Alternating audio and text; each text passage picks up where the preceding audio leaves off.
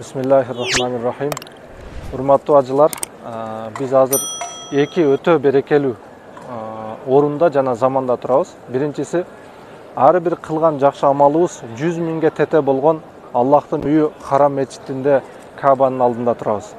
Экинчиси, биз ошол дуа кабыл боло турган мусулмандардын майрамы болгон Жумага өтөр кечеси турабыз.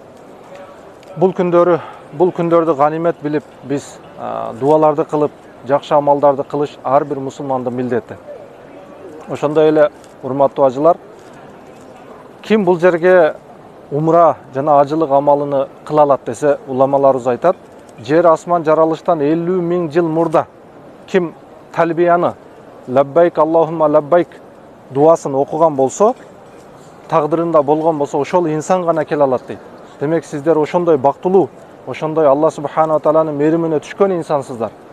Ошондуктан бул күндөрдү, бул жерлерди Кабанын алдыны ганимет билип, ибадат кылып калыштыгыбыз, дуалар кабыл боло турган орунда, дуалар кабыл боло турган заманда туруп ибадат кылып калыштыгыбыз зарыл. Ошондой эле, урматтуу ажылар, ар бир биздин кыргызстандыктарга жеткире барыштыгыбыз зарыл.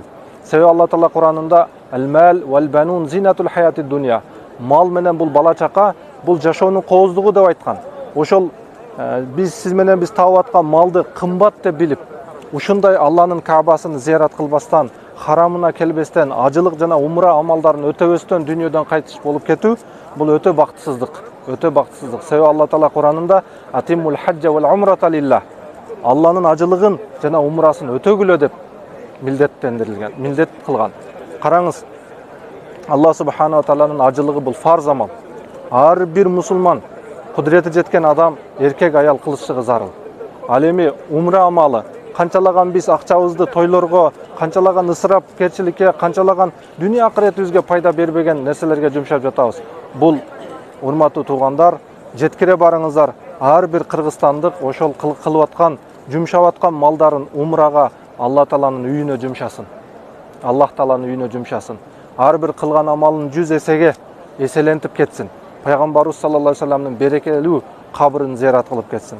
Урматтуу туугандарым, жума күнүңүздөр барыңыздарга мубарак болсун. Урматтуу ажылар, эч качан бул күндөрдү текке кетирбеңиздер. Алла субхана таала эки дүйнөңүздөрдү абад кылсын. Амалга бекем болуңуздар.